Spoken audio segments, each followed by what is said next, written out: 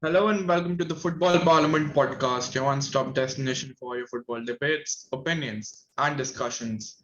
The Euro 2020, what a tournament it was. It's finally over. Today's video, we give our reaction to our pre-tournament predictions. We made a video on this. It's 9th of July, so I think that's probably 2 days before the entire thing started. So yeah, it's just going to be a reaction video of our prediction. There's me, there's Vedant, Tanish, Chirag, and Rishabh, who've given our your predictions. And yes, we're going to review it. Joining me are Vedant and Tanish. Welcome, guys. Yes. I'm so looking forward to this, but not looking forward to this because everyone knows it's going to be terrible. Yeah, it's been long since we've shooted and it's our reaction video. This Euros was definitely unpredictable. I mean, nobody Yeah, for expected sure. France for early exits. Let's go. Top scorer. Many big names of the Euros, but I really think that Romelu Lukaku will end up scoring the most number of goals. Be Romelu Lukaku from Belgium because I feel he has a lot of goals in his bag this year. Mbappe. So the top scorer of Euro 2020 will be Romelu Lukaku. He's been in great form and has also won Serie A. Scorer of the Euros is going to be Karim Benzema from France. He's been absolutely phenomenal this season. I can see him carrying France for So yeah, that is it for the top scorer. I think me, Chirag, and Vedant have all gone for Romelu Lukaku. I think he scored, I think three goals, but then yeah, they got Yeah. they did get the exit against Italy, because of which. But let's talk about Tanish's prediction over here of Kylian Mbappe. Tanish, how many goals did Mbappe score? I'm with done about Grand total of 0 shots, 0 goals, 0 assists. He did not even have a shot on target. He had one assist. He had an assist. Oh, thank God! I feel so happy about that. No, I mean I'm just embarrassed by that. I don't know why. No, I think he was in very good form in the league, and I have learned I my mean, lesson it that as a not to prediction, it translate wasn't that form. something outrageous, but it just didn't click for Mbappe this season. And Yeah. See, based yeah, on the stats, based yeah. on his stats for PSG this season, I think he scored around 41 or 42 goals and had 12 assists or 11 assists. Anyone could have thought of Mbappe being the top scorer of Euro 2020. We have seen him in the World Cup too. He was extremely very good. So it's fine. And the actual top scorer, Ronaldo, no one predicted him. Yeah, nobody. Underachiever of this competition will be England, in my opinion. They have a great Let's talk about this one. I'm gonna play it again. Okay, wait. underachiever of this competition will be England, in my opinion. They have a great squad, but as I said, an ODI. Achievers this season. Without Virgil van Dijk, they look a bit dodgy, and I feel they will underachieve what they are expected to. England. Underachiever, I think it's going to be Croatia. They were World Cup finalists, but I don't think they've got the same quality of players anymore. Max to max group stage or round of 16, I don't see them getting past that. So that would be an underachievement for someone who've just been the World Cup. the Euros. For me, is going to be Raheem Sterling from England. He's been in very bad form this season, and I don't see him breaking that streak. I'm a bit confused over here. Which prediction was first? Chirag and Tanish and Vedant have gone for England as the underachievers, and Rishabh, out of all people, has gone for Sterling, who's probably one of the player of the tournaments. Definitely England's best player. Yeah. Well, I think credits to Chirag there, who's gone for a decent performance from Netherlands, as it was in the Euros. Let's move on to the dark horses then. Italy.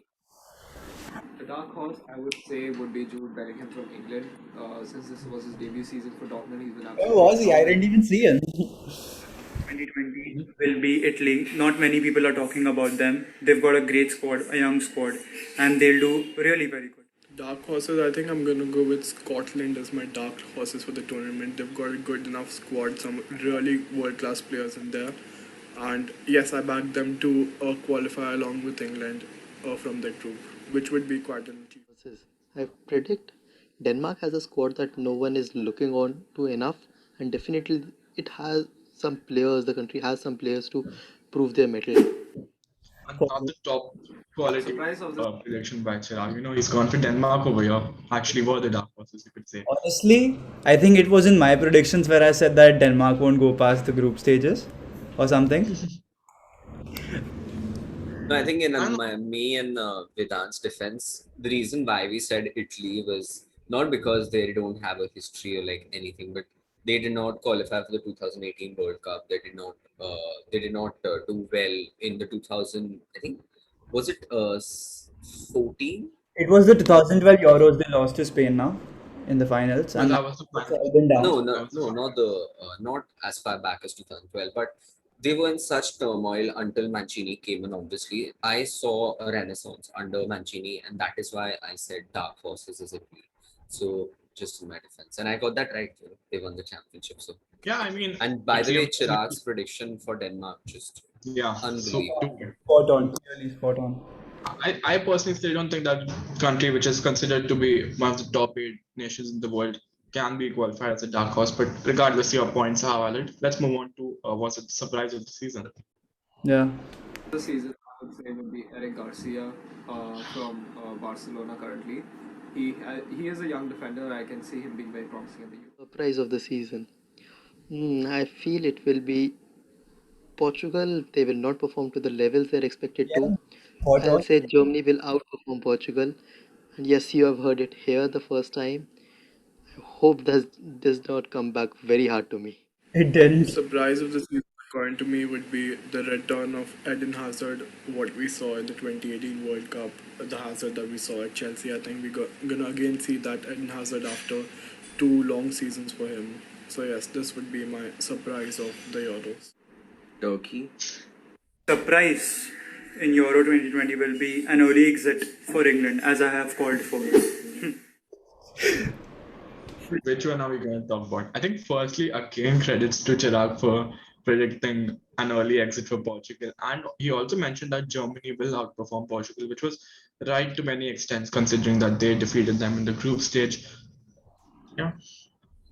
Good. And Tanishik, Also, yeah, go ahead. I think in one way I got the surprise of Yeah. the season right. Just I'm coming to that.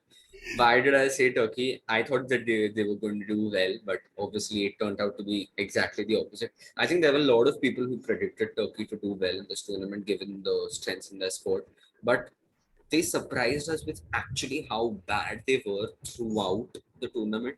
And the 3 games they played were just awful to watch. Just no spark in that team, no defense, just mistakes upon mistakes. And really just a tournament to forget for Turkey. So See, I think I got my prediction right, if I'm going to be very honest. Euros, you could You predicted it you was predicted the surprise of the season, and that actually turned out to be the shock of the season.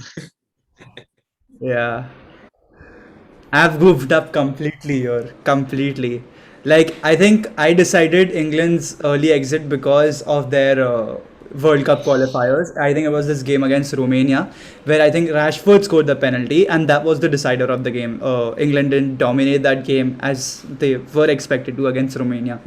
So I thought that it's going to be an early exit. And Player of the season is actually something very tough to call for, but I have to choose one. So I'd go for Bruno Fernandes. Easy. NG. N'Golo Kante. Ilkay Gundogan. For me, the player of the season is going to be Kylian Mbappe from France. I don't see any other player winning it apart from him. He is in tremendous form and will continue to do so. For player of the season, I think it's gonna be Paul Pogba. And this is a bit controversial, but I just feel that he's a completely different player when he wears the blue of France. And yes, he's a very good player who's very naturally gifted, and I do have a feeling that he'll do wonders this tournament. So, what do you have to say about the player of the tournament? Bruno Fernandes, Kylian Mbappe. I both. mean, Gundogan wasn't as bad a prediction as, say, a Fernandes or an Mbappe because he still was. He did not have an exceptionally good Euros, but yeah, Yeah, good. no, definitely. Decent. Over here, clearly, I think my prediction, because the fact that Pogba, I think if he played for, or you could say 1 or 2 more rounds, he was definitely in there in the contenders. It's just sad that his team got knocked out in the round 16. He was definitely France's best player, there's no doubt. So, yeah, I'll take the credit for that one. Apart from Benzema, that is. You really think Benzema was better than Pogba? No, I said, Unlucky hero. no, I said Benzema and Pogba were the best players. I mean, Benzema did score 4 goals for them, right? Yeah. My unsung hero of the This one's season bad. prediction would be Sergio Oliveira from Portugal. I think that he will be vital to Portugal's run, but just won't get the credit which would be taken away by the likes of Ronaldo, Andre Silva, Joao Felix. So yeah, Sergio Oliveira is my prediction for unsung hero of the Euros. Antonio Rudiger. Unsung hero for me will be Robin Gosens, the left wing back for Germany, or the left back as you might say. Do look out for him. For me, the unsung hero of the season is going to be Jack Grealish from England. I can absolutely see him carry England, and nobody will give him the recognition. I actually want to talk about two things over here. Firstly, again, credits to Chirag. He's called for Robin Gosens, a player that wasn't being spoken about a lot. But why did Rishabh feel that if Grealish performed to the levels, he wouldn't be given credits? I mean, the English media would be comparing him with Messi and Ronaldo if he actually played well. So that was the kind of, I don't know what to say about that. Majority of Yeah, the to be Grealish fair, as a substitute, right? For Yeah, creation. yeah, Nice man. I mean, yeah, to be English media fair to hype their players so much.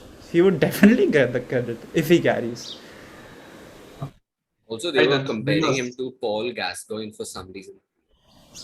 Paul Yeah, Gascoigne is a very established player when in Euro 1996, yeah. and Jack Grealish has just started to enter the fray of that conversation of very good attacking players, and the hype in the English media is just unreal. Yes, Foden did not have a good tournament. Yes, Mount did not have a good tournament, but the hype Grealish was getting, and yes, I like Jack Grealish, but the level of excitement around him, it's almost toxic to non-English fans. So yeah. Oh, you're right. Let's move on to the winners. I really doubt if anyone's predicted Turkey over here. I'm sorry, Italy over here. Yeah, no one has. No one has. It's either I Portugal. think Portugal win the Euro Championship and win second consecutive Euros against France in the finals. Portugal are my predicted winners. Of this competition of Euro 2020, in my opinion, will be France. France, but I'm going with Portugal. Of course, France enter the competition as favorites, and I feel that they have the squad to beat anyone, and they will be crowned the champions of Euro 2020. Finally, a wrong prediction from Chirag. Yeah. Finally, he was nailing all of these. But it's fine. I think one prediction, we shouldn't take a lot away from him. He had an amazing video this one. Yeah, actually, and With that, when I said France, but not France, Portugal is. We've got to remember just how bad Portugal were this tournament. I mean, Really, I mean the attacking lot talent of they had. people debating with him for the fact that he said that Portugal has a great team on paper, but the thing is that this team won't click in well, and that's exactly what has happened in this Euros.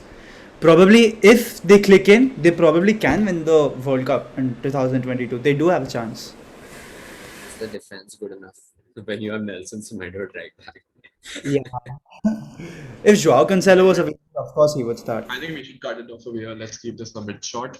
It was a really fun video, though. It was quite fun reacting to the predictions that we made. I think we should make a similar video on something like predicting the Premier League, which we can react to after a year or so. But for today, that's the end of the video. Thank you for listening if you're listening to the end. And for more top quality football content, keep listening to the Football Parliament podcast.